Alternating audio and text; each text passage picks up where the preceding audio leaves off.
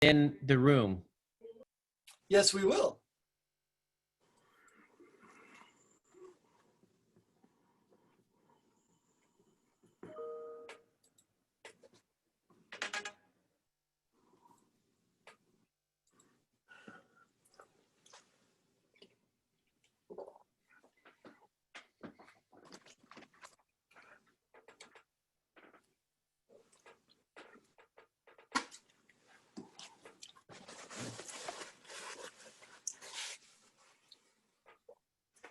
Let's begin in 10.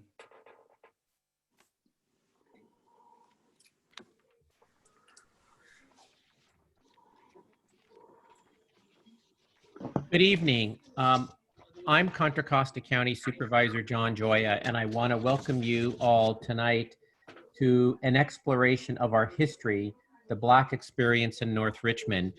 And we look forward to a question and answer dialogue later. You're going to hear from some great speakers. You're going to watch some very good video about history in North Richmond of personal experiences. And this is really about celebrating the long contributions of the North Richmond community to the greater Richmond area and Contra Costa County.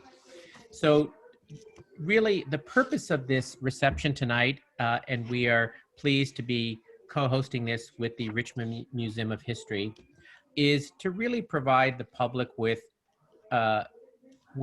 information to promote the online exhibit of the Black experience in North Richmond. And you'll hear more about that from the Richmond Museum. Each theme will start with a short video. You'll hear more about that. I've had the pleasure and honor of representing North Richmond on the County Board of Supervisors for the last 22 years. And I can tell you that there is amazing pride, amazing history, collective history in the community. And we want to share that with you tonight. And the video you will see tonight comes out of the Digital Technology Academy run by Doug Harris. And it was a project developed in partnership with the county's North Richmond Family Service Center. And it started back in 1999. And the idea was to develop a video history of North Richmond that was told by young people and adults in North Richmond, and also where young people helped produce and put the video together under the mentorship of Doug Harris. There are 4 different North Richmond documentaries that were produced over the years. And they've all been shown not just in North Richmond, but outside the community as well, with one showing not that long ago before the pandemic at the Cerrito Theater in El Cerrito. And it is important that we reflect on the history, not just in North Richmond, but in the broader community.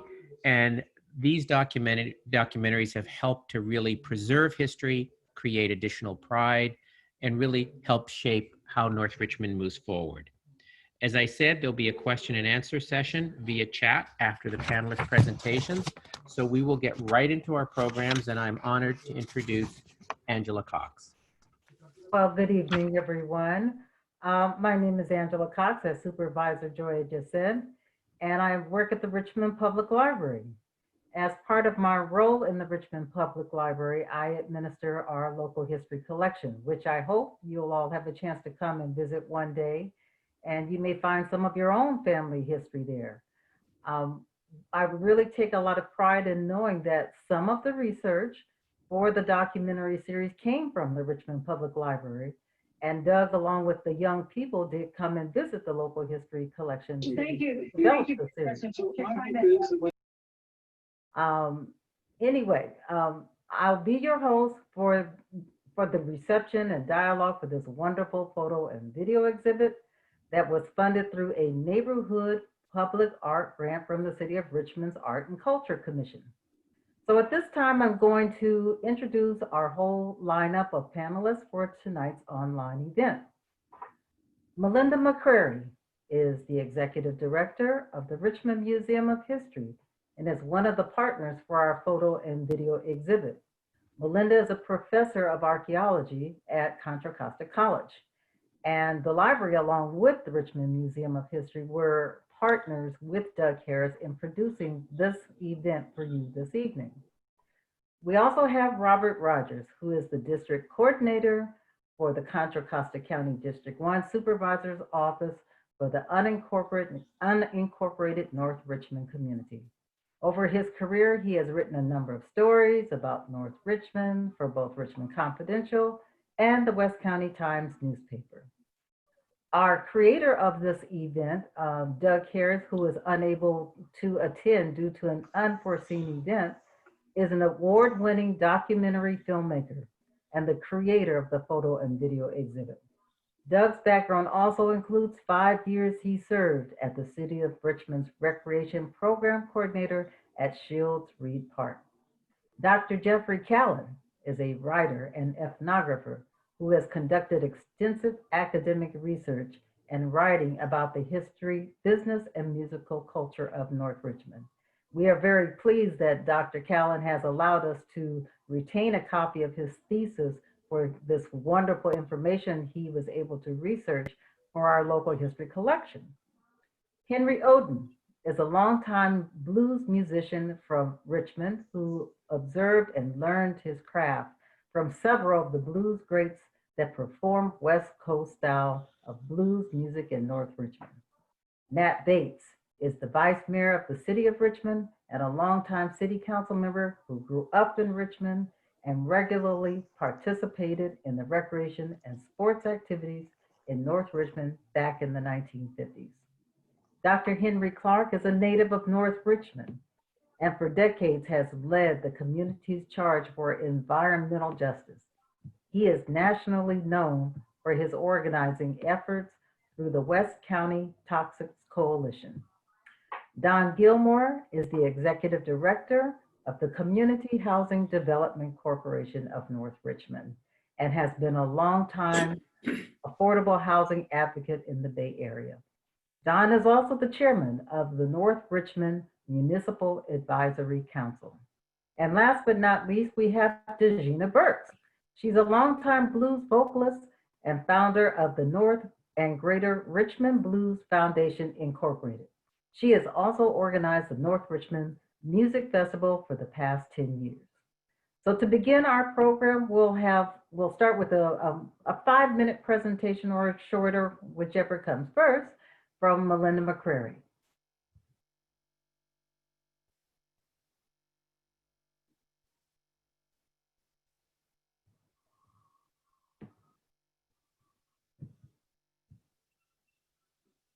Okay, maybe we will come back to Melinda.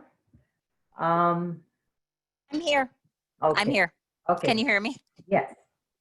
Thank you. I'm sorry. So thank you so much for having me. I apologize. I had slight technical difficulties. I'm Melinda Mccrary, and I am delighted to be on such a esteemed panel of community members and scholars and nonprofit leaders and governmental leaders. So thank you so much for having me. And thank you to Doug and Angela, of course. So the exhibit was first scheduled to be in person at the Richmond Museum of History and Culture, which is located at 4th and Nevin in the Iron Triangle neighborhood of Richmond. But of course, Doug and the team had to pivot in early 2020 so that we could have the exhibition online and due to the pandemic. And what we do hope is that we can have it in person again once it is safe to open, which hopefully will be in several weeks because we're putting together our plans to submit to the county now.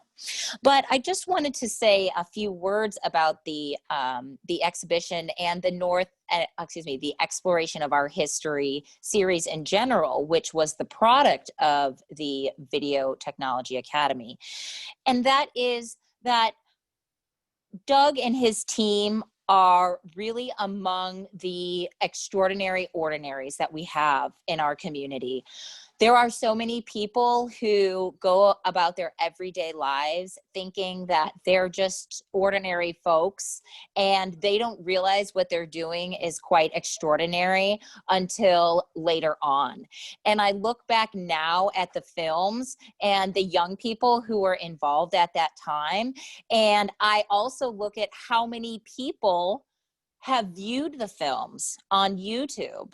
And I believe, and I know now that the participants and Doug are among the ordinary extraordinary. They maybe did not realize what they were doing at the time was going to have such an impact, but in fact it does. And when people ask me about North Richmond, as an interest is developing in new and different types of history, the first thing I do is send them to that series of films.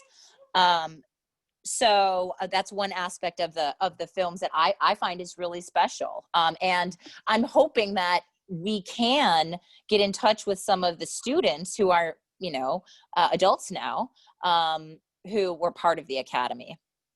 Another thing I wanted to mention just in general about the history, the field of history and the public history in general, is that there is a deep hunger for history about the Black experience in America.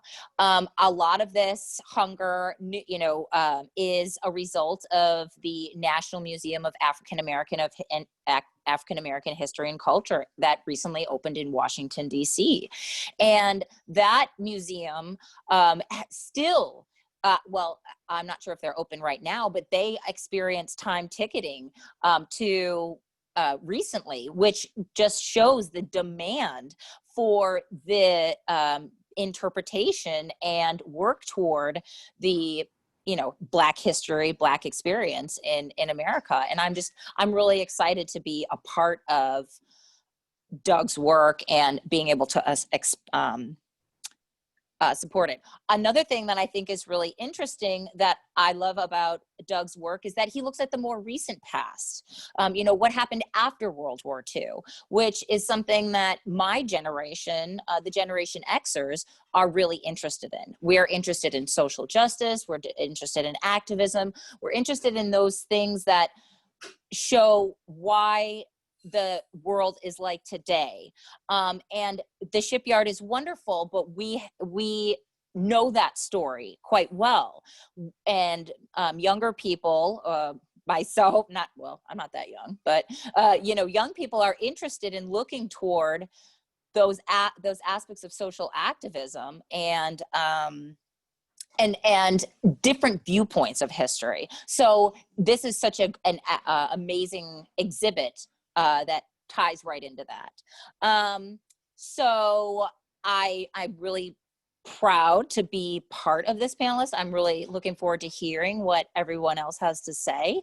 And again, we do hope to have the exhibition in person at the museum, which is located at 400 Nevin. Our website is at richmondmuseum.org. And just stay tuned for when we open, because there will be an in-person exhibit as well. And thank you to the Richmond Arts and Culture Commission, who provided the grant for the project that made this project possible. Thank you, Melinda.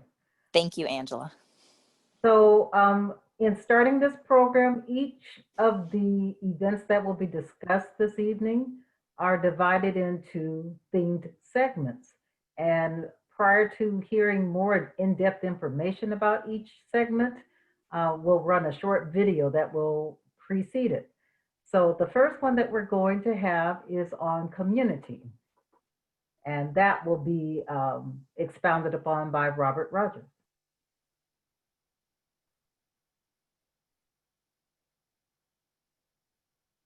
Along Chesley, Park County Sheriff's jurisdiction for law enforcement and county property, and then the other side, south, is Richmond, the city of Richmond. how the city of Richmond and unincorporated North Richmond have interacted has not always been seamless. The way the lines are drawn around North Richmond is like gerrymandering. You know, you advocate to people about everybody coming together as one. But then when you get to that divided line, well, then that divides us. North Richmond has historically been an African American community. Now, over the years, gradually, it has shifted and it's become Latino. I think the Latino population sees an opportunity.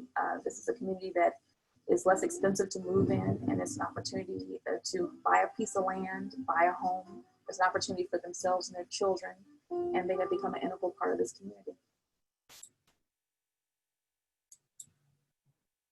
Okay. Robert will give us more background and information on this. Thank you very much, Angela. And thank you for that clip from master filmmaker Doug Harris. And there'll be many more clips that we'll share preceding additional talks. I want to go into a little bit of what we were talking about in the clip and what we'll see and more. And I want to start by talking about long before the main street that passes through North Richmond bore his name, Fred Jackson graduated from Richmond High School in 1957. I myself had the privilege of spending a spring afternoon with Fred in 2011. We talked that day inside of a sunlit living room, and he fondly recalled his early years in North Richmond and how he was drawn to the civil rights movement in his neighborhood. His beard at that time was all white, and he was thinner than he used to be, and his voice was soft, and he was recuperating at the time from chemotherapy. He said, and I had that quote that I kept, "There was a togetherness. There was a loving respect in the old days. Life was hard in North Richmond, but folks looked out for each other, for each other's children. My community had a great deal to do with raising me to be who I am." That was a quote from Fred Jackson. Fred unfortunately passed a few months later, but his legacy lives on today. When you survey the broad sweep of history in North Richmond and how it exemplifies the themes and the currents of the nation's history, it's hard to believe that so much power and so much promise and so much beauty was packed into such a small place. And it is a small place geographically. It's about a square mile, and it's nestled in between the marshy shores of the bay and the steel of the great railroads that once transported oil and material during World War II to help make the US the famed arsenal of democracy. And in this great community, African-American migration from the South before, during, and after World War II infused a people and a culture that still personifies North Richmond today. Like our nation, North Richmond itself is a paradox. North Richmond of today was actually meant to be temporary. The great historian, Dr. Shirley Moore, wrote that, and I'm quoting, "City officials were planning to destroy the housing out there in the name of urban development, to tear it down after the war and push the Black people out. But North Richmond was to become permanent indeed." And now, end of that quote. So much so that today, some of the Bay Area's oldest African-American institutions remain sturdy and strong. North Richmond was beset from the beginning by the environmental challenges and the toxins in the area, including the flooding that turned the streets into muddy rivers, refineries and chemical plants that spewed toxins, nurseries that poured pesticides into the ground. Yet North Richmond was also a hotbed of environmentalism, birthing African-American-led environmental advocacy, with local leaders even securing funding for a new medical center from a settlement that was from part of an industrial spill. We all know that health center there today. North Richmond was also a place born of racism and segregation. It was a place, as Dr. Moore pointed out, quote, "that whites didn't want to live, and so it was where newly arriving Blacks were sent," end quote.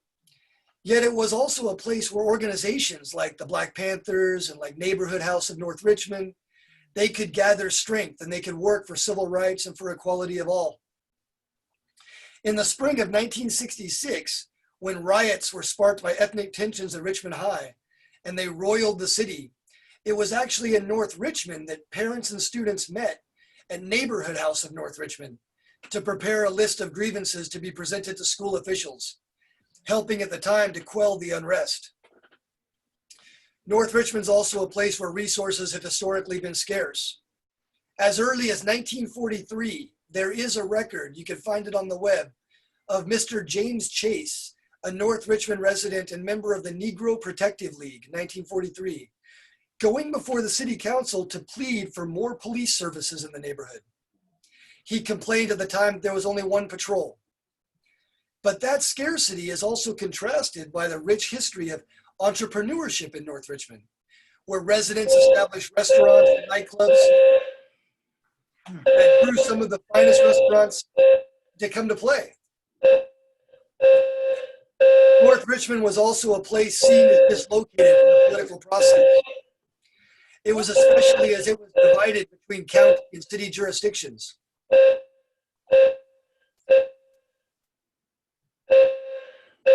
We know whose town it is?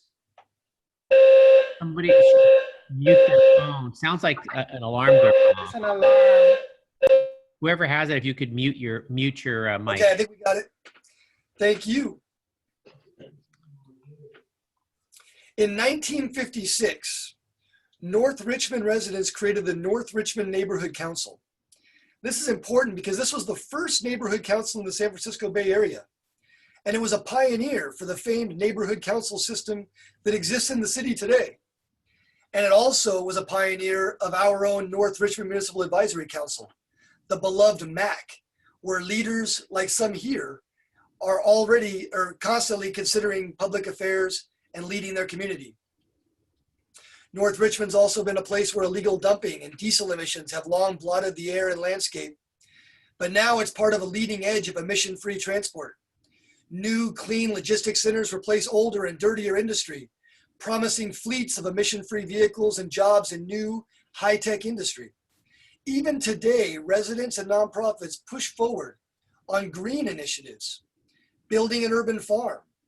And these are actions that are happening today, but of course, they're firmly rooted in North Richmond's history.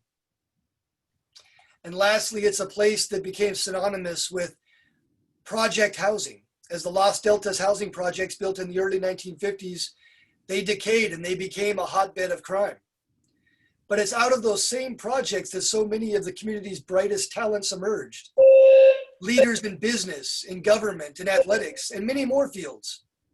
And now with the projects gone, it's a place where neighborhood groups are working together currently on a vision for new housing and common spaces and celebrating the history while learning from the design and funding mistakes of the past. In so many ways, the history, the African-American history in North Richmond, migrating, striving for opportunity, building community, erecting institutions, fusing cultures, fighting for something better for their children. This history of North Richmond is the embodiment of the 20th century of the history of the United States. So we learn this and we share this and we retain and we love this history, and it's all to our benefit. And if we forget it, it's to our peril. Thanks. I really appreciate being able to share a few of my thoughts. And thanks again to everybody for joining us. Thank you, Robert. Thanks. Next, we're going to see a video on the segment called Academy. And it's briefly called Academy, but it's actually the Digital Technology Academy, for which some of these documentary segments were produced that Supervisor Joya spoke of. And we'll talk a little bit more about that after we see the video that accompanies it.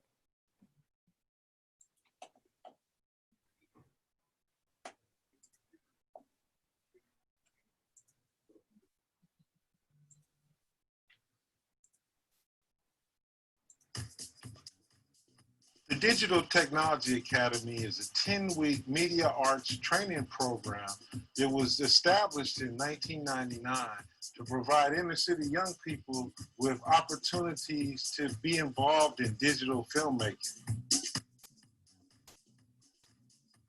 The Academy's been real special to me for a long, long time. We started this project here in North Richmond back in 1999 with Contra Costa County. And over the years, we've had just so many kids involved.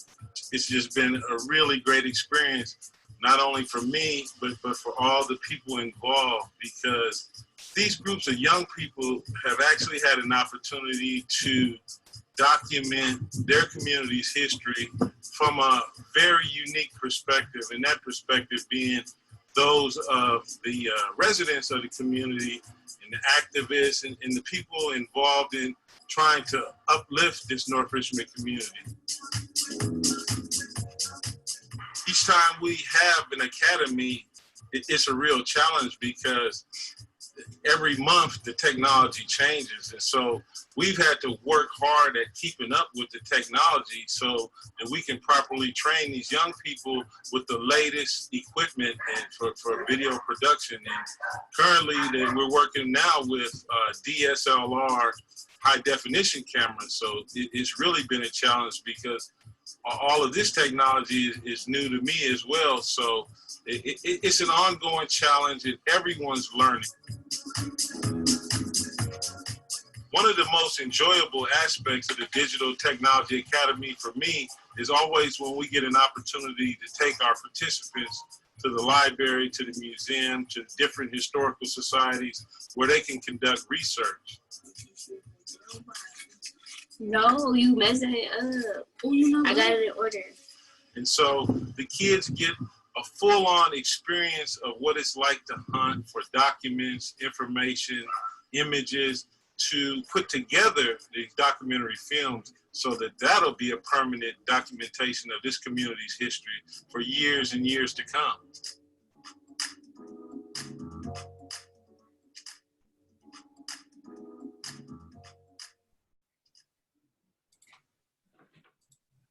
Thank you.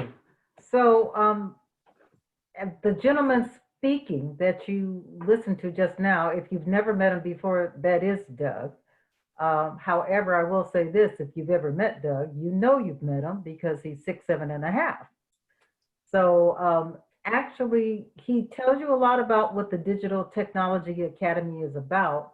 And I had an opportunity to meet them myself for the first time because of the research that they did do at the library. Supervisor Joya also told you a lot about the background and history of the Digital Technology Academy. And not only were these young people, but some of these young people were at risk. There was a path they could have chosen that was less positive than the experience that they got through the Digital Technology Academy. So the Digital Technology Academy, as Supervisor Joya pointed out, it's a media arts program in partnership with Contra Costa County, the City of Richmond, the California Endowment, and Athletes United for Peace. They not only learn new techniques that involve technology, I think they gained a greater appreciation of their community through the research that they did, and sometimes ran across a yearbook or two of their family members. Some of the segments of the Exploration of Our History documentary series, I know that one of them was nominated and actually received an award. I was speaking with Doug and a longtime North Richmond resident, Annie King Meredith, and they both told me how one of the segments was entered in a competition and actually won. So that's just a little bit of background about the Digital Technology Academy. Some of the members have worked with Athletes United for Peace. It's a greater opportunity to show young people that not only do they have a real rich history and heritage in their community, but they can take the skills, knowledge, and experiences they have beyond these boundaries. So the next segment we're going to have a video on has to do with business and nightclubs, and then we'll hear from some more of our panelists.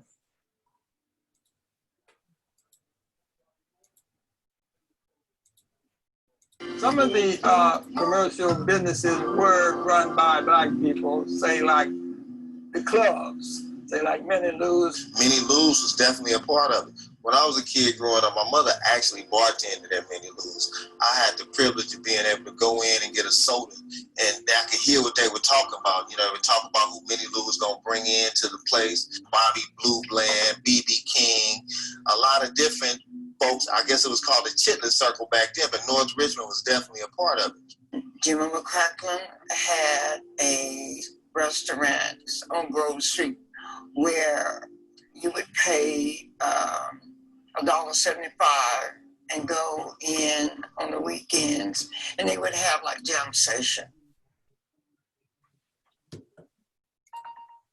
So now we're going to hear a little bit more about the richness of that culture and contribution that was displayed here in North Richmond. We're going to hear from Dr. Jeffrey Callan and Henry Oden, who learned at some of the hand of some of these masters that came through North Richmond. Please tell us a little bit about that, Henry. North Richmond was quite the place. That's where I learned my craft at. It was mentioned Jimmy McCracklin. I performed with Jimmy McCracklin. I was mentored by his guitar player, Robert Kelton. Richmond was the place to be. People came from all over the Bay Area to perform in North Richmond and to party and have a good time in North Richmond because it was the place. So were some of these same artists permitted to perform in other parts of the city and some of the other entertainment venues? You're gonna have to run it. The bell got me. You can repeat that. I was asking you if some of the musicians of that era and that time were able to perform in other parts of the city. And also, what were residents from other part of the city, people who came to North Richmond that didn't live in North Richmond? Sure, they came from all over Richmond. Some of the clubs that were in Richmond, you had Tapper's Inn, you had the Velvet Hammer, you had the McKesno, you had the Cordon Bleu, the Ritz, numerous clubs throughout Richmond. And people came from all over, like I say, from all over Richmond to not only have a good time in those clubs, but the musicians came from all over the Bay Area to perform in those clubs. So tell me about the audiences. What was the makeup ethnically of the audiences? Ethnically, majority, I want to say 95% African American. Okay, but there were maybe some white people who really enjoyed that genre of music? During the time that I performed, rarely, very rarely. Angela, can I jump in for a second? You can. I remember Jimmy McCracklin telling me that the sheriff's department would shoo away any white audience members that were trying to get into a black coat. Oh, that's interesting. That's interesting. Segregation was enforced, even from both directions. Wow. Wow. So these artists that came to perform in North Richmond, how was this circuit developed? What drew them to North Richmond? Some of these greats, B.B. King and what have you, Henry, or Jeffrey, whichever one of you would like to respond to that. Well, what it was, you had a large influx of people, of African American people within Richmond. And Richmond was just known for that type of place. Music went on 24 hours a day. Entertainment went on 24 hours a day in Richmond. So it was a place to be and to have and come and have a good time. So Jeffrey, we're talking about nightclubs, but we're also talking about business because I understand that Minnie Lou, not only did she have a restaurant and it also served as a venue for music, but she was one of the few Black women that I believe got a liquor license. Um, she drew a large portion of the population. It was a very well attended establishment.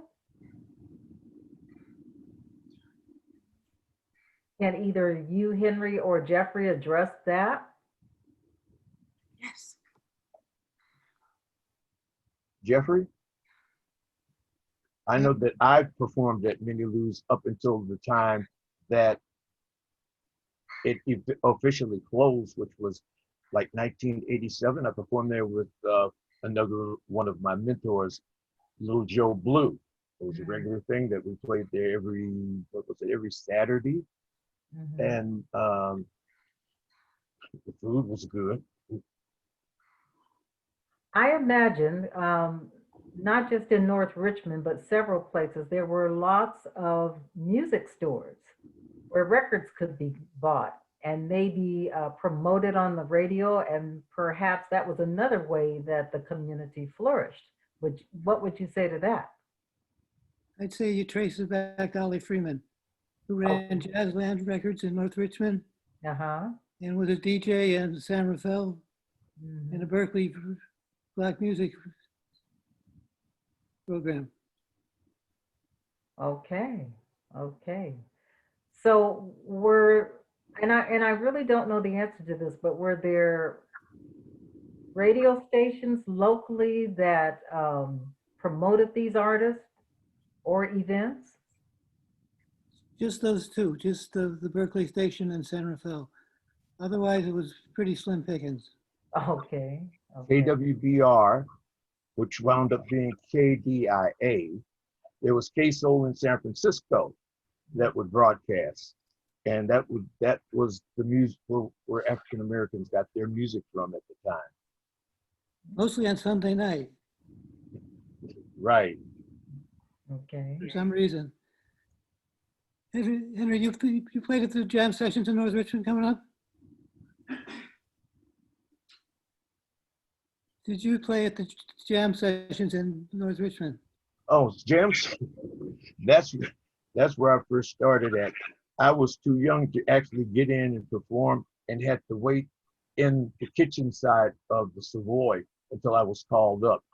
I was Dan, Grant, and Lonnie Moore were the guys that had the band at the time. And they called me up and there it was. And the rest is history. And that was some 55 years ago. Wonderful, wonderful. Well, rich history and culture indeed. Next, we're going to have our next segment of video of recreation and sports in North Richmond. And then we'll hear from Vice Mayor Nat Bates.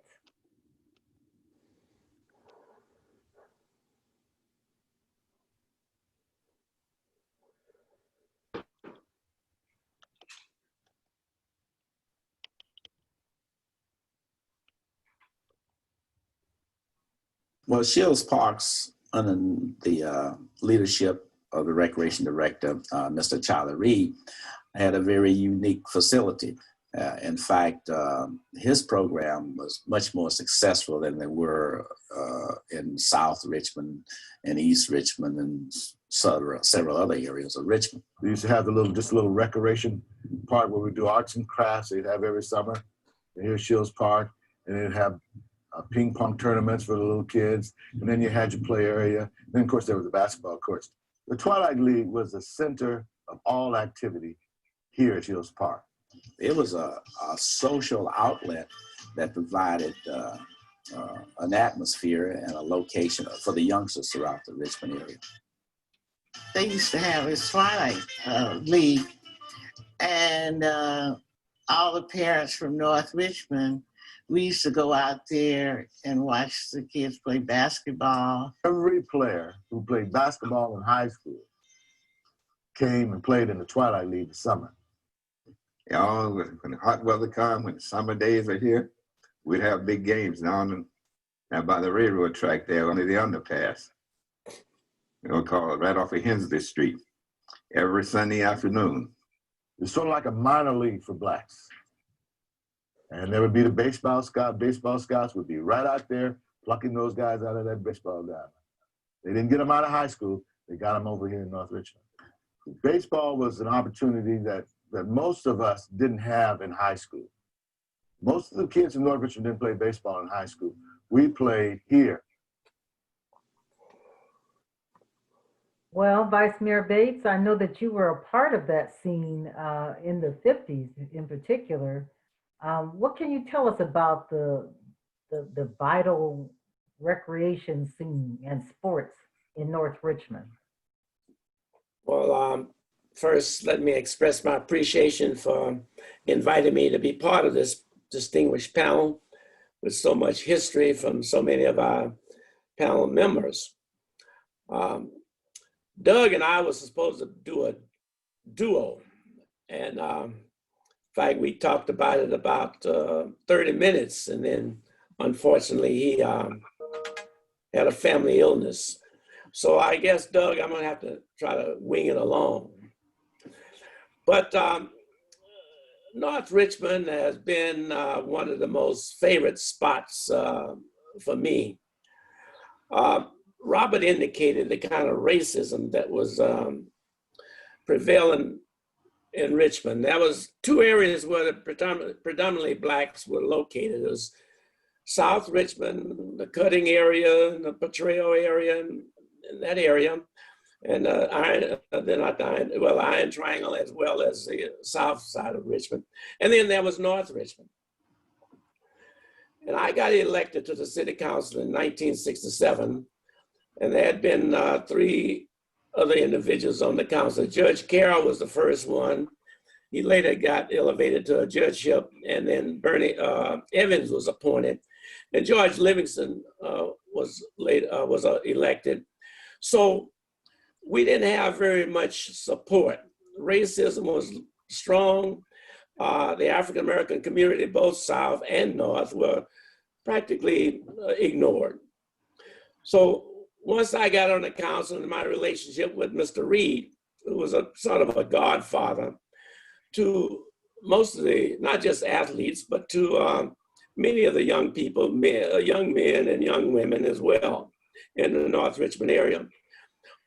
He approached me and says, Nat says, look at this facility. And it was really bad. It was just like a little shack. He says, can you, on the council, try to get us a building? So I began to use the political influence that I had. And lo and behold, the recreation director who was going to oversee this program was opposed to it. His argument was that, hey, this is not going to serve Richmond, it's going to serve North Richmond. And it was just racism. So we wound up getting a strong influence, and we asked Irish coach Gene Core from Contra Costa College to come forward and support the project. And we were able to influence the majority of the council. And at that time, there was a community development model cities program, and they were giving out money, but not as much as they later. And the real disappointment was that I was not able to get a gymnasium as well as a facility there. But we got as much as we could. So that was the birth of the Shields Reed. And you might want to know that that was an individual by the name of Shields, who was a pioneer who had made a significant contribution to helping the YMCA, and he was African American. So everybody always referred to the facility as Mr. Reed's facility. So out of respect to Mr. Shields, I proposed, and the council agreed, that we change the name from Shields to Reed Shields facility. And that's how the name Reed Shields came about. So as we move forward, the Twilight League was really a very popular event in North Richmond. as one of the speakers indicated, people would come from all over Richmond and the Bay Area because we were attracting outstanding athletes. People like Bill Russell, who is a Hall of Famer, if you don't know him, Paul Silas, a lot of the outstanding professional, well, at that time they weren't professional, but they were college players. And they would compete against some of the locals.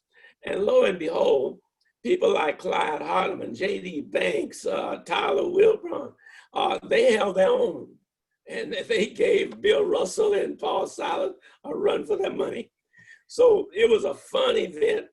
And it was one that I think propelled North Richmond into an outstanding sports center and attracted a number of athletes that participated in professional league later on. I want to just close by indicating that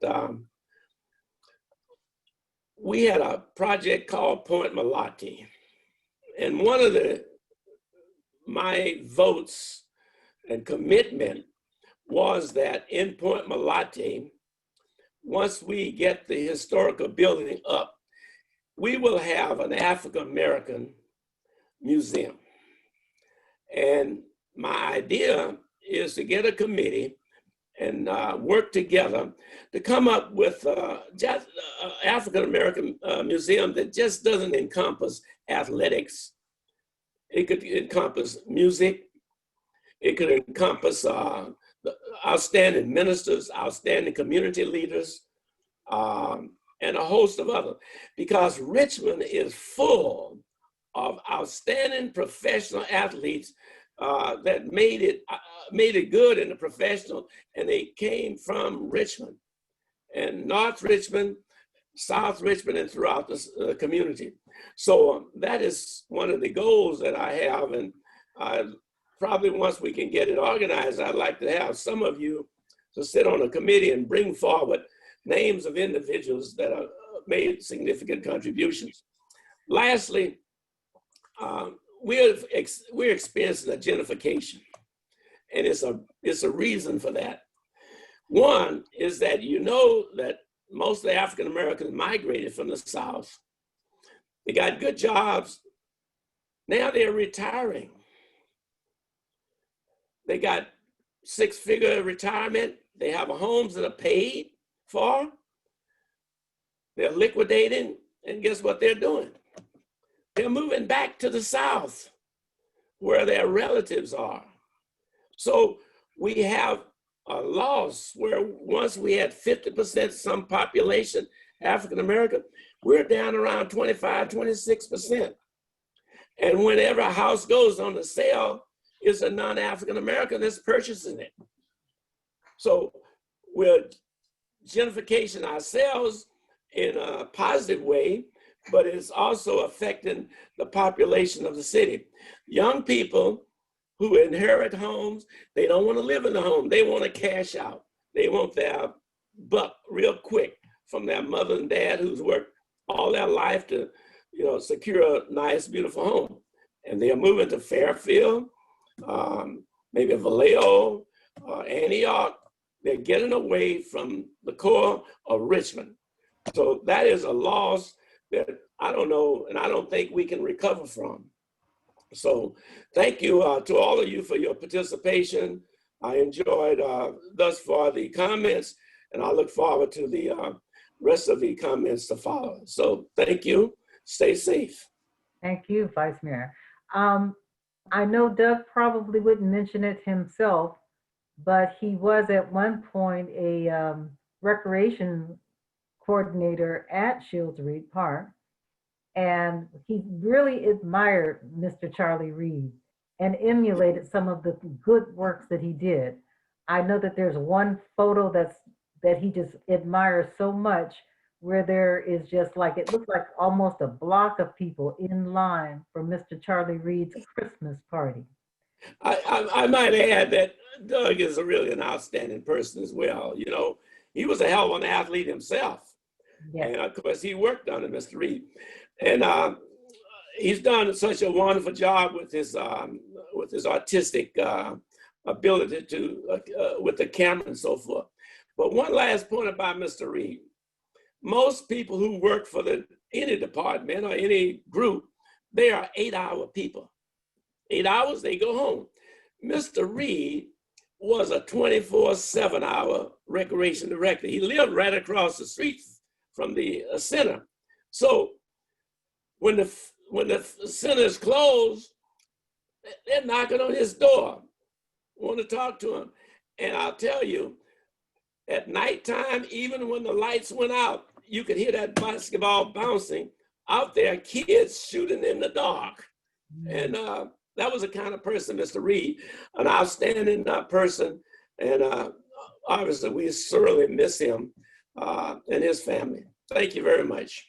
Absolutely. There's no community there's not much community in the same way anymore.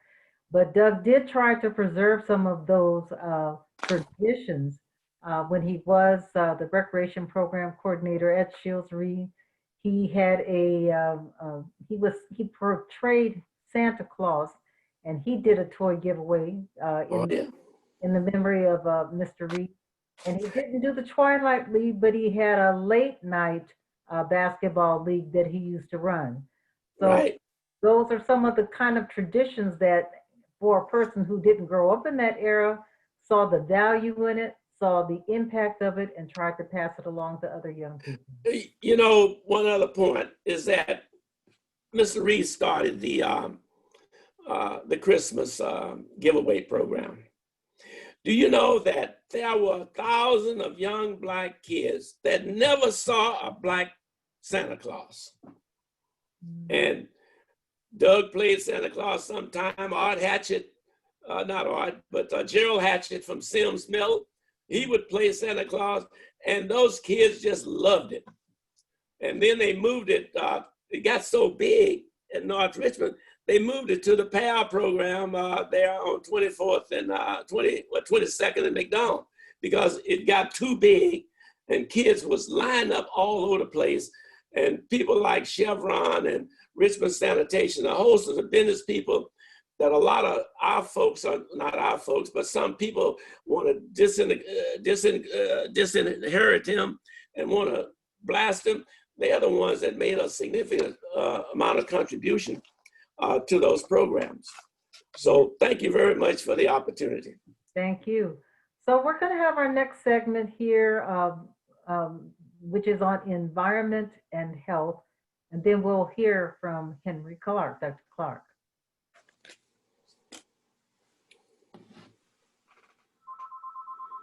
Well, Henry Clark and I have always been friends, and we haven't always agreed on things, but we agreed on most things. And he was always in the beginning one of the leaders in the community, from the community, that spoke out on those things that needed to be done. Good morning, everyone. I'm Dr. Henry Clark, born and raised here in North Richmond, down on Battery Street. Member of the North Richmond Municipal Advisory Council. As many may know, the director of the One County Justice Coalition that have been trying to organize it to clean up our environment, to ensure that we are not dumped on by chemical companies and so forth that do not want to harm people in the community and want to poison and destroy our environment. Well, those days are all over. And now we'll hear from Dr. Clark. Okay, thank you very much, Angela. Greetings, everyone. It's really great program. I'm glad to be a part of it, and I certainly want to congratulate Doug for all the work that he done in terms of putting this together. Glad to be part of it. First of all, let me say this here in terms of the history of North Richmond, which people who talked about North Richmond so far really have had it correct. But it's one point that is usually left out when we talk about the history of North Richmond, and it's usually not said. You know, my family come from Arkansas, and they came out to North Richmond during the time of the wars. And they told me that a lot of Blacks, including my family, came to North Richmond because during that particular time, Kaiser was sending agents throughout the South telling Black people that they either came out here and worked in the Kaiser shipyard, or they would have to go into the military, you know. And so my family parents came out here, and my father was a barber, one of the first barbers in North Richmond. So that particular point is usually left out of the account of the history of North Richmond and how Blacks really got to the area. But in terms of environmental justice, you know, in my opinion, when we talk about environmental justice, you know, this is environmental injustice because we're talking about a polluted environment, not only with terms of toxic chemicals, but a polluted environment in terms of environmental racism, in terms of lack of jobs and opportunities, in terms of discrimination. So all of that is all part of the environmental justice that the West County Toxins Coalition and the environmental justice movement has been fighting for the past 30-some years. When the West County Toxins Coalition basically was formed, you know, and being born in North Richmond, you know, it wasn't so far-fetched for me to get involved in the environmental justice movement, and being born and raised right there on Battery Street in North Richmond, adjacent to the Chevron refinery. Like I tell people all the time, you know, my backyard fence of my backyard separates my community from the Chevron refinery property that extends not only from the refinery on the mountain range in the back ground, but all the way up to the community there to our backyard. So that's why, you know, we, my family and people along Battery Street, as Mr. Rogers knows, is just talking to Chevron now to get them to rebuild the fence there on Battery Street because blackberry bushes and other reasons the fence have decayed, and animals and people sneak through there and pose a threat to the community.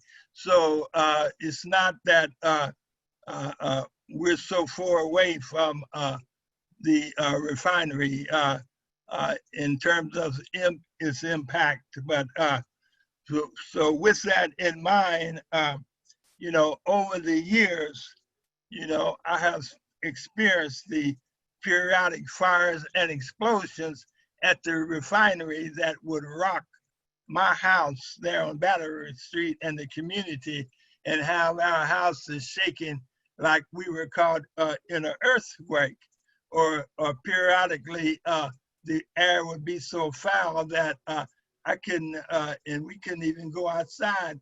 We'd have to grab our nose and go back in the house until the air cleared up. Now I know that over the years, due to our advocacy, the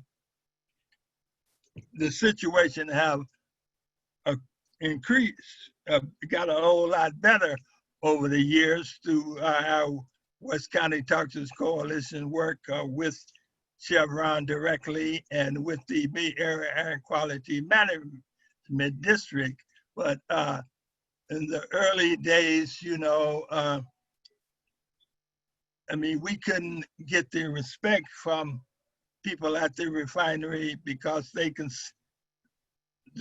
at that particular time, the management just considered us to be troublemakers, you know, and I was named some of outrageous whatever that was from communist to whatever disrespectful names. But it wasn't until about in what 1960s that we invited the Reverend Jackson to Richmond to chair a negotiating meeting what was held at City Hall to help us to get Chevron to the negotiating table, and he did. And since that particular time, you know, we all agreed, Chevron as well as West County Toxins Coalition, that, you know, we would come together and discuss our issues like good neighbors should at the negotiating table, you know, and if I may ask, Dr. Clark, if I may ask, did this activism bring about what you can currently hear now, the first Wednesday of every month, the siren that is a test mechanism for events that are environmentally impactful in a negative way, and also the health center that's there? And I may be getting ahead of myself. Sure. Yeah. Well. Here again, the sirens was an idea of the West County Toxins Coalition that we put on the table, because during that particular time, industry and most decision makers did not want to hear anything about setting up a community warning system, because they felt that, well, they were in a state of denial. And because if we had a community warning system like the sirens, and the sirens go off, residents would know that there was some problem or something, and they did not want to have any type of warning system at first. Okay, so there was opposition to setting up the siren system at first, and that was a struggle in itself, and to get that set up, I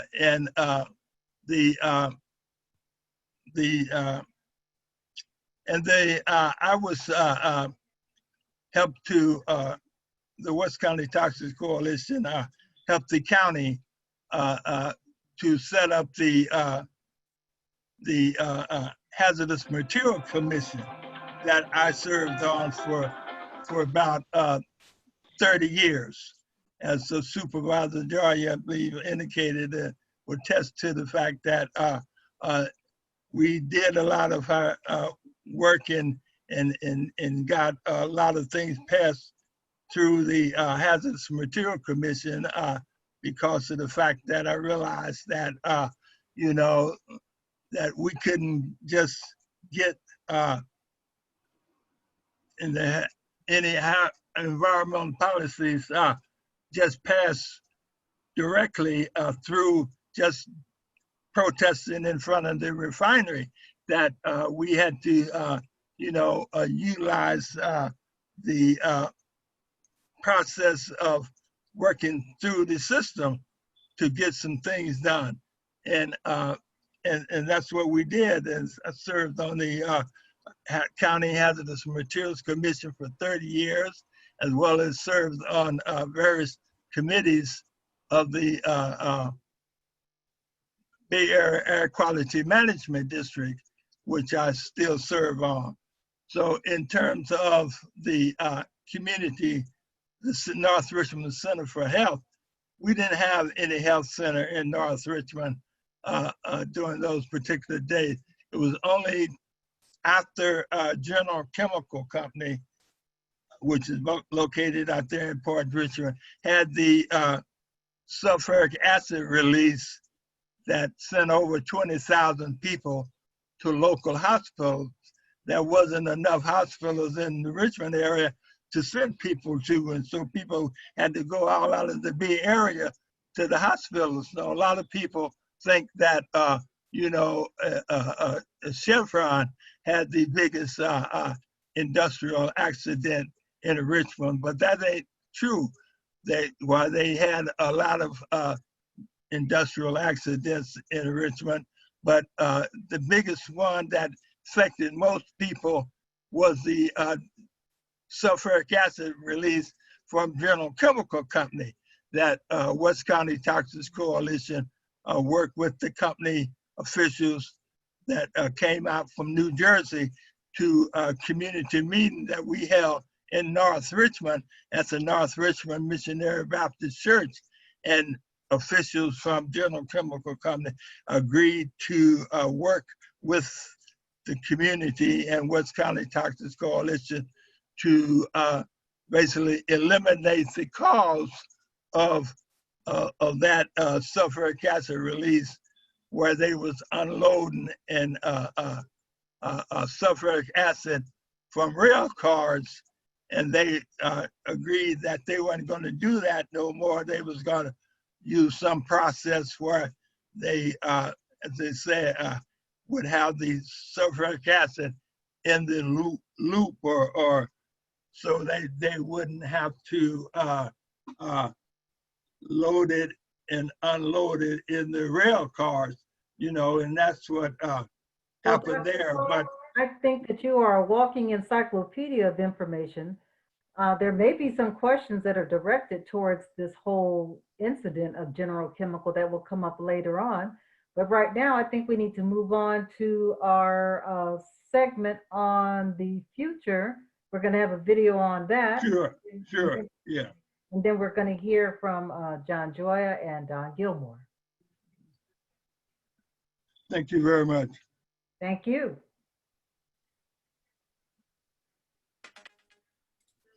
North Richmond really presents one of the best opportunities in the Bay Area for a good amount of high quality infill housing.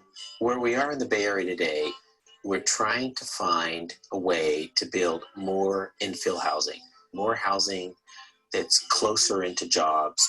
And there's not a lot of places left where you can really do a lot of large scale infill. And North Richmond is one of those. A lot of the new land use proposals that we all thought were going to happen, that the MAC had been involved with. So it definitely changed the course of events here. And we'll see what happens as the economy turns around and we look for other ways to fund economic revitalization. And frankly, there's a lot of discussion where the cap and trade revenues will be used for good revitalization projects as well in urban areas like North Richmond. We've got a lot of projects on the table.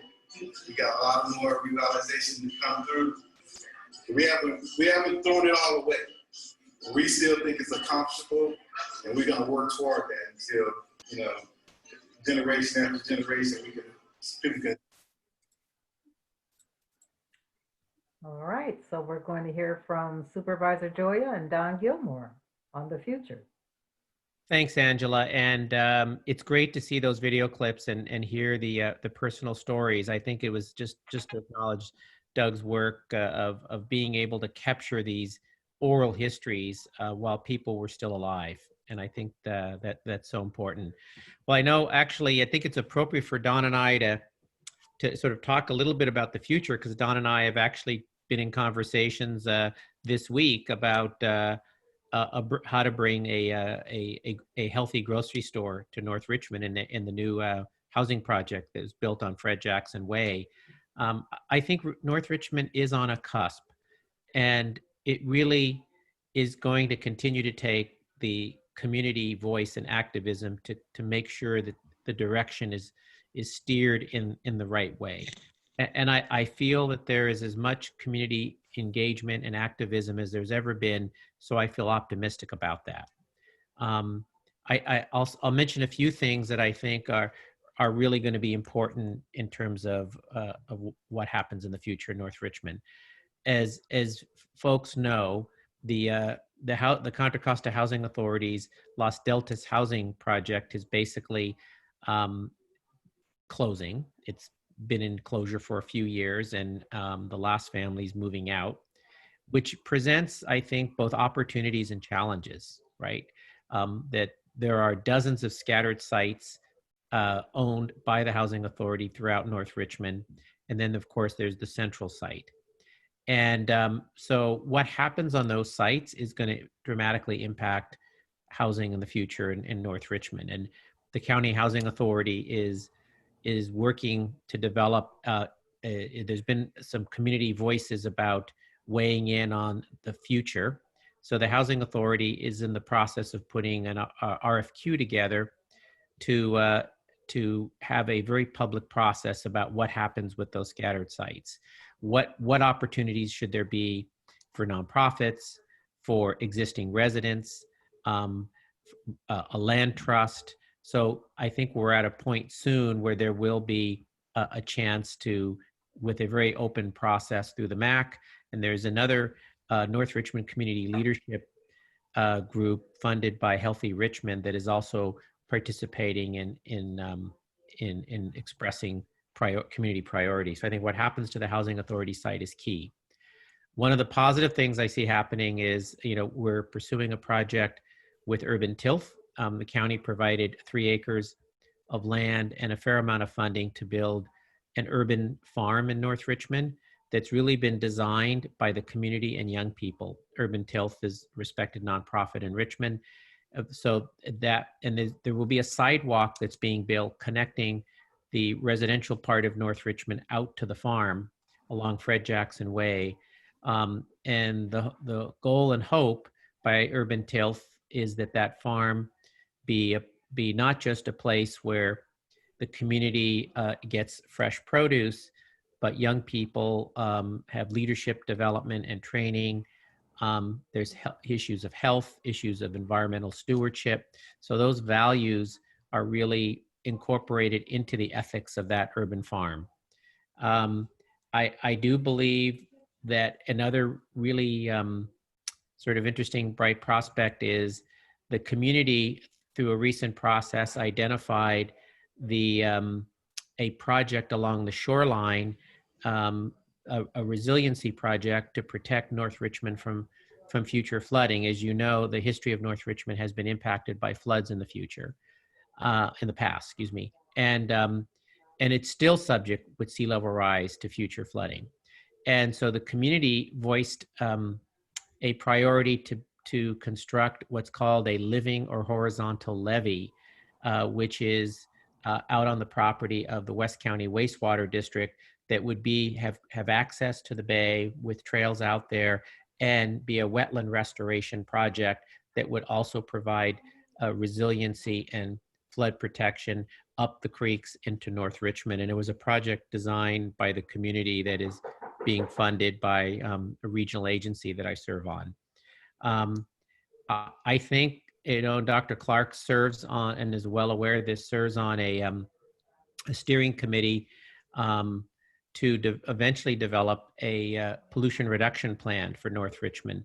The history of North Richmond has been so impacted by pollution, and the ability to turn that around and actually reduce the pollution load and impact on the community is important for the health of the community. And I'm optimistic, Dr. Clark, that will lead to some tangible reductions. Robert at the outset talked about logistics and warehousing. So that has both challenges and opportunities. What we're seeing, if you look at the area north of the creeks, south of the creeks being the residential area, north of the creeks being the industrial area, that area has become ground zero for logistics centers. And what we are saying at the county level is we only want clean projects. In other words, we don't want diesel coming into the community. We want jobs, we want economic development, but we want it to be clean. And so there's the possibility, one of them being FedEx, with 2 large logistics centers that would have all zero emission vehicles, meaning no diesel trucks, with hundreds of jobs, where we are going to prioritize the community, not just North Richmond, but the greater Richmond, in Richmond as well, for those types of jobs. I think the industrial areas will turn into a green zone where the types of industry and businesses we will accept there are only going to be clean businesses, not the polluting businesses of the past. I think that is important to the future of North Richmond. So I think, and Dawn can talk about housing. I think we want to ensure that any type of housing and any type of development moving forward does not displace existing residents. What we've heard over and over is that the community which is transitioning to becoming more Latino, Latina, Latinx from African American continues to be the need for affordable housing, home ownership opportunities for residents of North Richmond. And we are very conscious of that to produce needed housing that puts community first. So I think those are the types of things we're seeing happening. The new housing, clean industry with jobs, not allowing dirty industry, the community being involved in the future of the housing authority properties, and then connecting to projects out on the bay like this resiliency project. So those are a few of the things happening. And Dawn, why don't you talk a bit about the, you're the expert on housing. Don Gilmore, Executive Director, Community Housing Development Corporation. Just want to give you a little history on the Community Housing Development Corporation, who actually was birthed from North Richmond Neighborhood House. They basically saw a need in the community for blighted areas and disinvestment. And so they took it upon themselves and collaborated with a few philanthropic agencies, and they put together Community Housing Development Corporation with a mission to address a lot of the disinvestment that was in the community. And they started that in 1990. This is be their 30th year. I came in 1992. And the basic thing that we had to do was fight redlining. Nobody was investing in North Richmond. And so we got our activism together, and we basically pointed out the inequities that were going on in the disinvestment. And we brought banks to the table. We actually got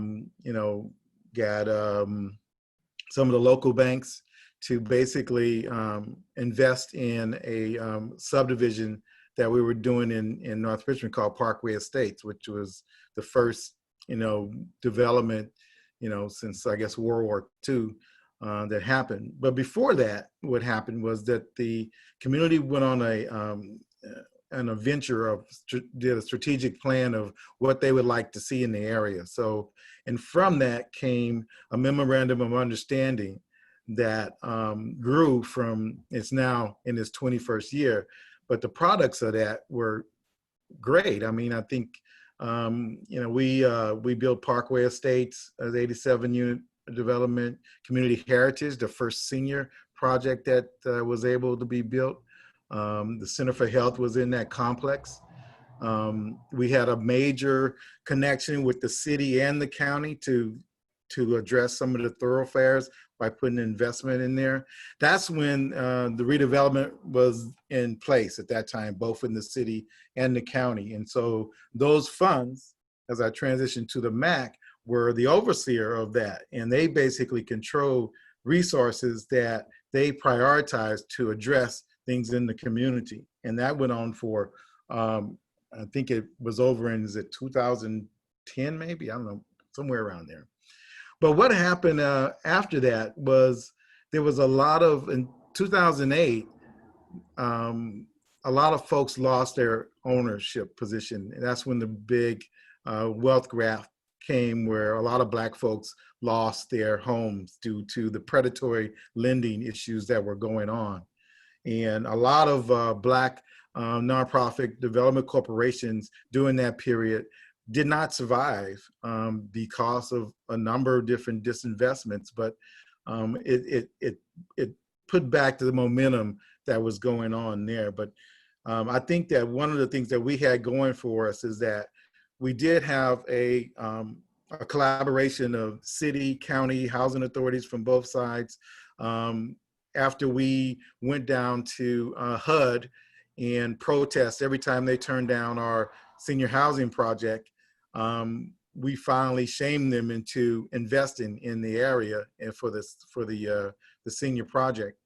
And as we did that, we also addressed the flooding issue where we were going to build housing, but it was in a floodplain. So we had to work with the different counties and federal and everybody to get that taken away. So we had to do a lot of activism and a lot of pressure to get the investment and the momentum started for the changes that had happened in the community.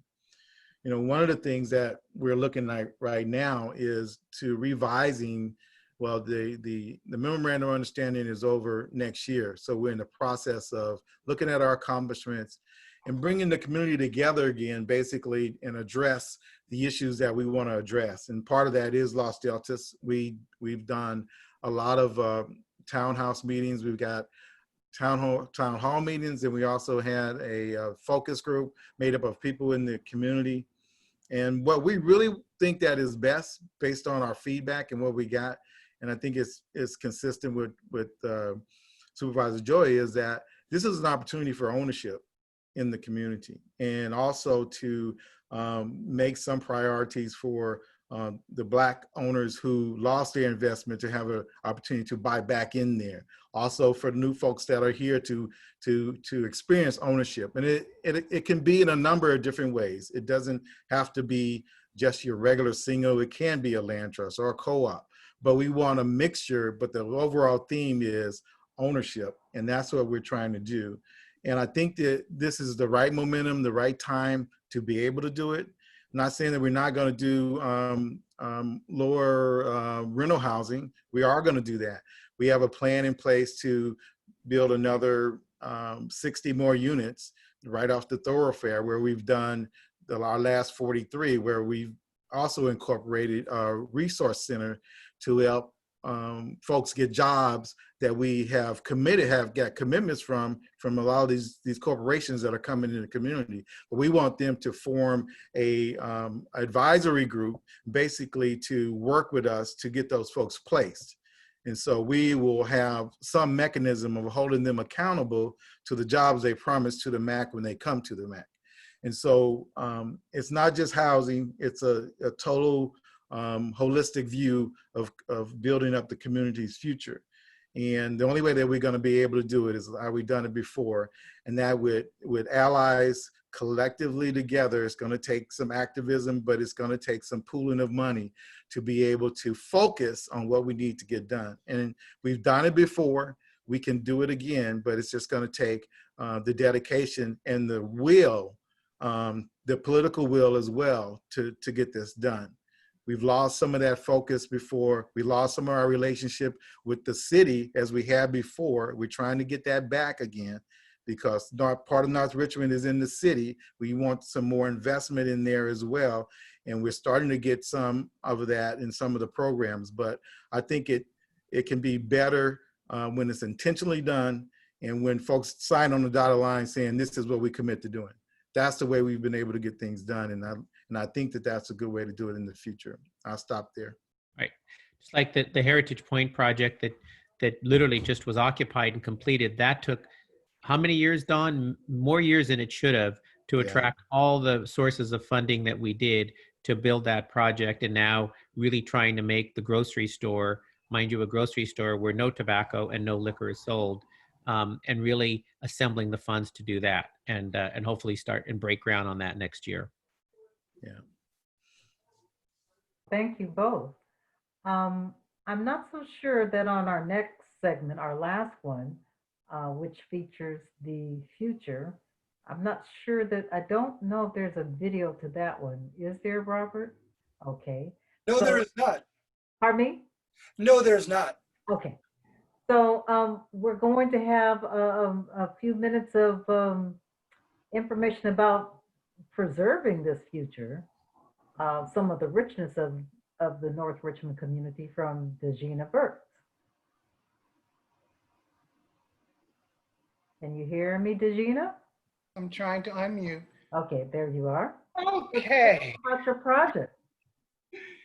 So I'd like first to say congratulations to Doug Harris on his film, An Exploration of Our History, the Black Experience of North Richmond, and to all of the presenters this evening. As a fellow awardee of the 2019 Richmond Arts and Cultural Commission mini grant, I applaud your artistic expression, Doug. So my name is Degina Burks, and I like to say when you got Burks, it works. So my task today is to share a future vision of preserving our roots, our music. But before I do that, I'd like to talk about the North Richmond Music Festival that was founded by Dr. Henry Clark. I served on that committee as a stage manager and eventually as the event chair, producing and promoting the festival for the past 10 years. The festival was organized and promoted to honor the rich music legacy of North Richmond. It was and was always a safe, family-friendly event that was held at Shields Reed Park. The first festival, our headliner was Richmond blues legend, Jimmy McCracklin. And we've had many other acts from North and Greater Richmond community ever since. Festival 11, which should have been this year, had to be canceled due to the pandemic, but let us pray that for its return in 2021. A new preservation effort looking to the future. Earlier this year, before COVID-19, my team and I formed the North and Greater Richmond Blues Foundation, Incorporated, a 501c3 nonprofit. Our mission is to preserve, educate, and promote the blues music legacy of North and Greater Richmond, California. The foundation will actively promote blues music with special events, concerts, festivals, jams, and artist showcases. Our goal is to establish a physical location for a Blues Legacy Center in Richmond, offering cultural exhibits, music exhibits, and to focus on the preservation of blues through education by offering training, seminars, and master classes. Now, to realize these things, we're going to have to work to change the narrative of North Richmond from being just a dangerous community, as you'll read when you go online, to one whose great music blazed a trail to today's West Coast blues sound. And we need your help. Through partnerships and support, the act of preservation and change will become a future we can all be proud of. So beginning this Friday, October 9th from 2 to 6 p.m. and every Friday this month in October, we will present Blues Out North, which is a live performance of storytelling and music in the garden area of the Bridge Storage and Art Space located at 23 Main Avenue and First in Richmond. This will be a performance in a socially distanced atmosphere with masks. Please come out and support us or do so by joining us online at richmondbluesfoundation.org. I want to thank you for the opportunity to be able to speak about what we're planning and trying to accomplish. And again, kudos to you, Doug Harris. Thank you. Thank you, Degina.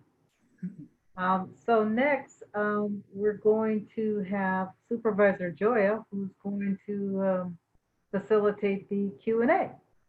So now, since we're up close to our hour and a half start, for timing, we probably will have a little less time on Q&A. So Robert, on our timing, how long more are we going? So I know how long to regulate the questions and answers. We had scheduled about 15 minutes, but since we are running a bit behind, And I know we're recording this, so I know the Richmond Museum of History is going to make this available, right, Melinda? This will be recorded historically, so folks can watch it. So how are we doing on time for questions and answers? Would everyone be comfortable with going till 8:45 if necessary? I would. Okay. Please proceed. So we heard a lot tonight, and we really want to turn this more into now a dialogue. So we're going to open it up to questions and answers. And I see Dr. Tompkins already has his hand up, so feel free to raise your hand or type something in the chat, and we'll call on you. So Dr. Tompkins.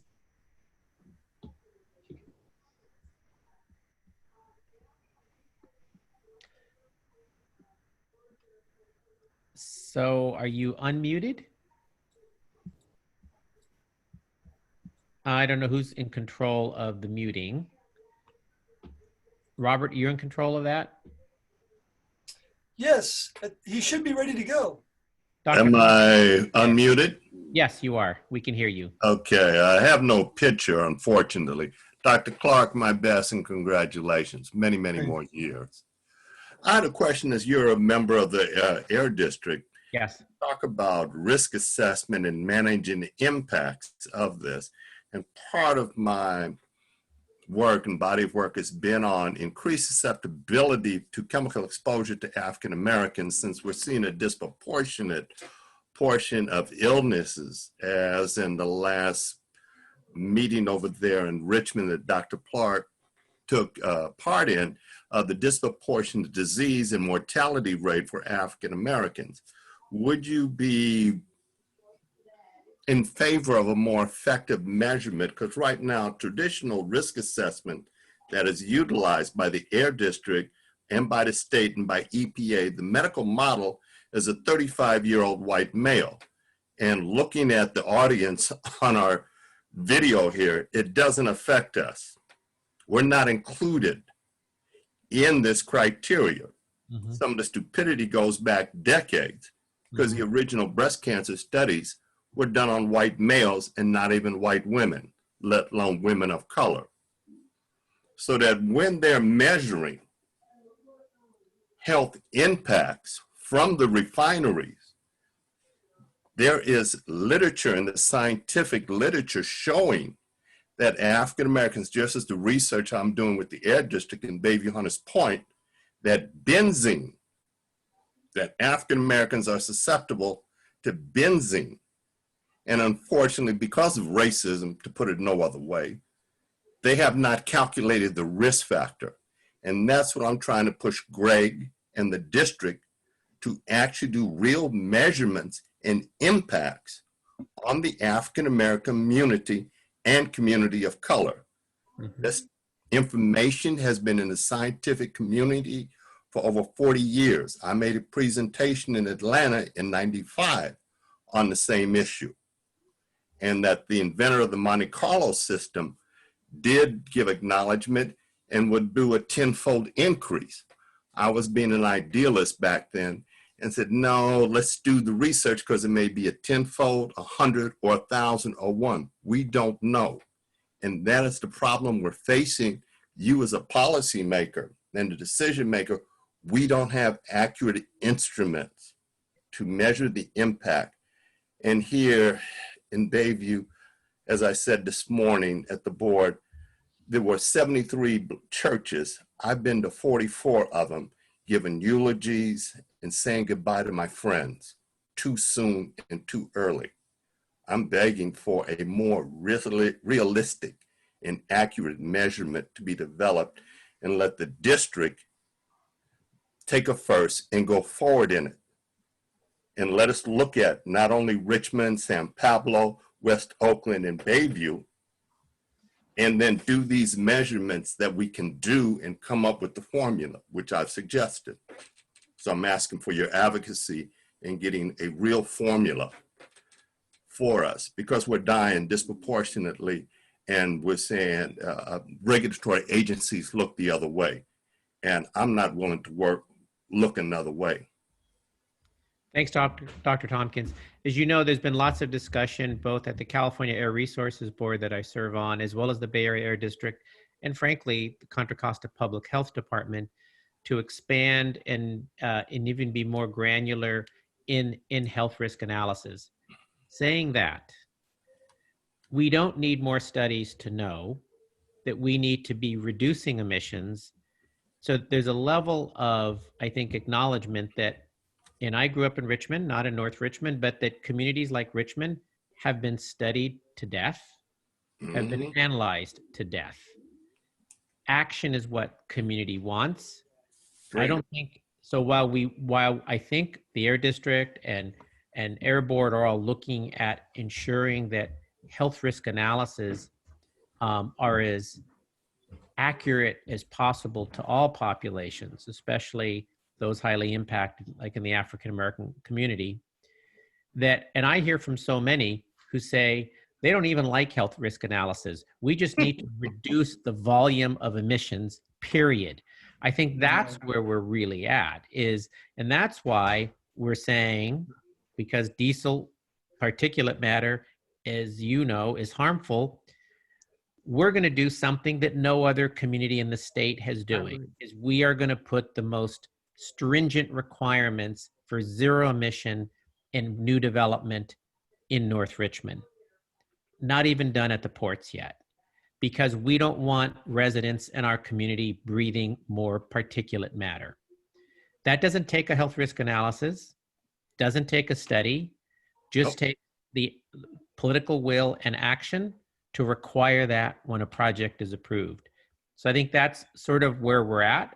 And that's not to say that on a parallel track, we don't work on improving health risk analysis. And then as to sources, stationary sources, whether it's the chemical plant or the refinery, yes, those analyses are really important to try to support stronger regulations, which reduce emissions. I mean, as you know, we need to get at all emissions and pollution in a community, both stationary source, like a refinery or a chemical plant, and mobile source, like diesel trucks, which, as you know, at the Port of Oakland, which has the highest asthma rates in the Bay Area because of the diesel trucks leaving the Port of Oakland. So I think we want to work on all of those, and I appreciate you raising that point. And, you know, the health risk analysis models are not perfect models. And I hear from so many who don't want government relying on those because they're based on so many variables, but rather see just a decrease in the volume of emissions. I concur with you on let's lower this. And can I ask that, for example, in the next committee for the Richmond, San Pablo area, that you include some of the physicians that treat, like my good friend, my childhood buddy that I grew up with, Dr. Brazil Carter. We had his office for decades across the street from City Hall. He's internal medicine. Yeah. He takes care of them, of the population. And I would travel across the bay just to go see my childhood buddy from the 7th grade for decades until I had one of the emergencies that had to rush me to the hospital. And include them because he is firsthand treating the residents of the community and can give a lot of insight and guidance in terms of what's taking place as from a physician. And he would be it's an asset that you're not taking advantage of in the district, in my opinion. Yeah, I know Dr. Carter. He's a great person. I can tell you the good news is that there is a physician public health officer on the steering committee who raises these same issues about risks and all the studies that we know. The industrial shoreline of Contra Costa County, including the Richmond, North Richmond to Rodeo area, have the highest rates of asthma in the county. And so we do have, fortunately, we have a physician public health officer on the steering committee who raises the health issues. I was just referring to Dr. Carter as someone from an emotional standpoint, from a caring provider, rather than just a statistical analysis, but rather this is someone who who's taken on patients who didn't have the money, but still took care of them and didn't reject them before Obamacare, affordable health care. There's just someone I've known since the 7th grade, went to college with, that I know had that true commitment for quality health care. He does. Thank you, Dr. Tonkin. Thank you. There's a question from Angela Cox. Has pollution from Chevron and General Chemical affected funding for housing development in North Richmond? Do you want to start with that? Maybe address that, Don? Sure.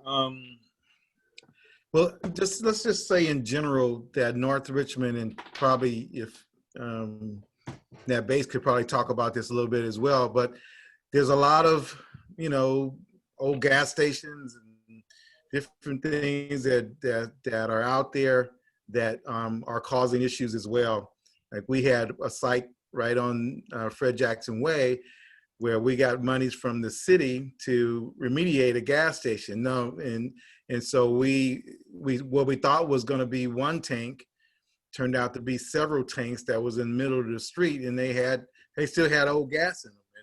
And it migrated over to another lot. So, we were able to get some funds to mitigate that, but it had already, got into the groundwater. And so we had to do monitoring for over 3 years. And then they ask you, how come it takes you so long to develop? Well, we have to deal with the sites and we have to remediate them. When we did our development on Parkway Estates, it was close to Chevron's, the way the prevailing air went, right? And so when we developed over there, we had to have, special radios that came with the site, part of our in the planning process. We had to do that, as well as provide some other environmental concerns. We got fought on having it there by Chevron as well, because I think the more people that were closer to it, they thought they were going to have more problems. But yeah, it's in North Richmond. In every site that we have, even the one where we did on Heritage Point, there was some remediation that's needed. So there's always an issue. Fortunately, there's been a lot of state funds that help address that. It just prolongs the development process, as we talked about before a little bit. Thanks, Don. I think we have time for one more question before our Angela does the wrap up. And I see Joseph Villarreal, who happens to be the Contra Costa County. Hey, John, I just like to respond from Richmond's perspective.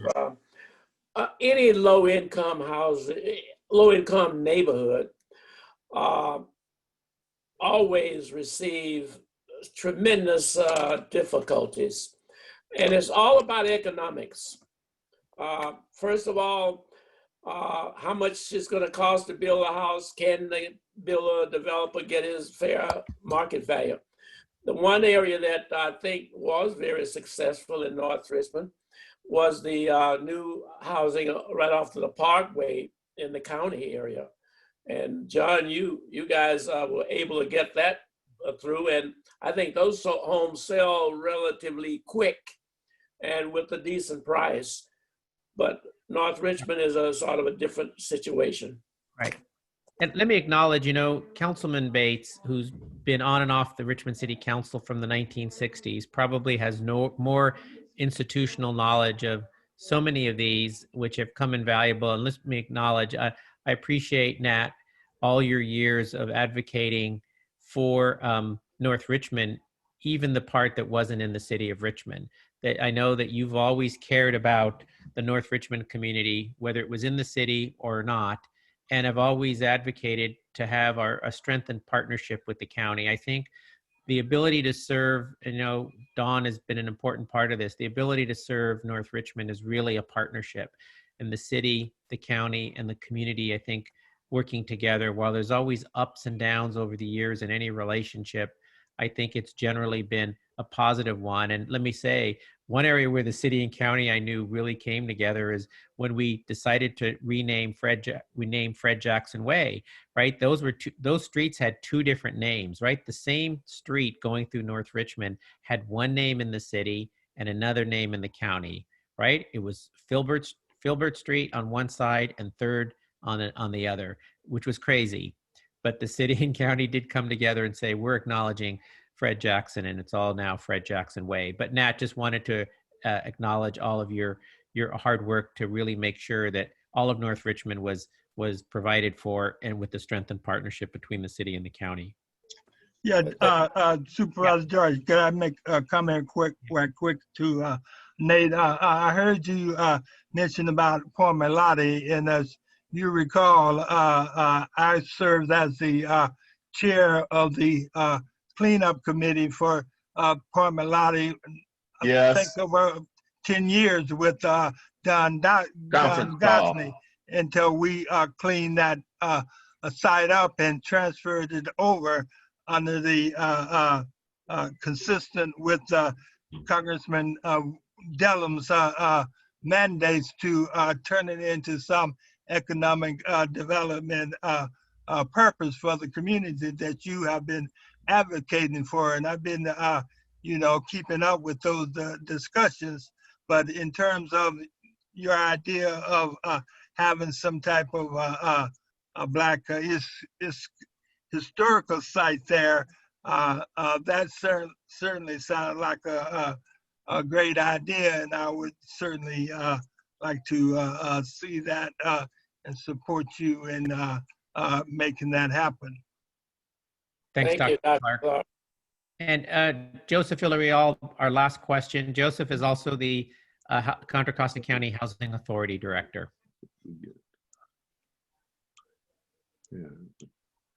Joseph? He's muted. You have to unmute Hold yourself. on. Oh, I see. Didn't know I had to do it myself. Can you hear me now? Yes. Sorry about that. Question for Vice Mayor Bates, and I'll follow up also because this is probably a bigger conversation. You spoke about, kind of the self-gentrification of a generation of Black families and individuals, and I'm curious, especially as a government agency where we have limits on how we can advertise to people, sell to people, attract new clients, etc. Do you have any thoughts about how you attract that next generation, and what you do about that? Because certainly I came from Oakland before I came here. We saw the exact same thing there. But what do you do to get that the 20-year-olds to come and take the place of the 50, 60, 70-year-olds who are going back to where they came from? Well, obviously, it's a host of areas you have to work on. Economic development, where they can at least be close to the jobs and don't have to travel throughout the Bay Area to go to work and back. But I think the other one for the younger generation is the education system. When you look at our West Unified School District and you look at the performance level, it's not only just here in West County, but I think Oakland is the same. Individual young people, the most primary thing that they're looking for, and it's not just African Americans, but it's also any young couple that have children, is they want a quality education for their children. And they're going to go where that quality education is affordable within a certain distance. You wonder why the charter schools are so popular all of a sudden. And I think it has to do with the performance level. So young people got to have 2 or 3 things to keep them in Richmond. One, quality education for their kids, economic development that offer job and opportunities so they don't have to travel 2 and 3 hours to and from work, and an atmosphere that is crime-free. Unfortunately, we've had a lot of gang-related activities, and we're doing the best we can. But people don't want to live, young people in particular, in an area where they feel unsafe. So those are 3 areas: education, economic development, and safety of a community. Those are the ingredients that will keep any young person, I think, in whatever community they happen to be in. Richmond, Oakland's, and you talk about Oakland, it's amazing how many young blacks are moving from Oakland to Antioch, to Brentwood, for the safety purpose and the education purpose, I think. And then they commute an hour or two to work. So Right. those are three areas that I think are critical in keeping young people in the city of Richmond. Thank you. Thank you. One thing I would say, and again, having had a lot of staff, not just friends and tenants who left for Antioch when I was in Oakland, it's exactly what you said, but it's also the housing stock.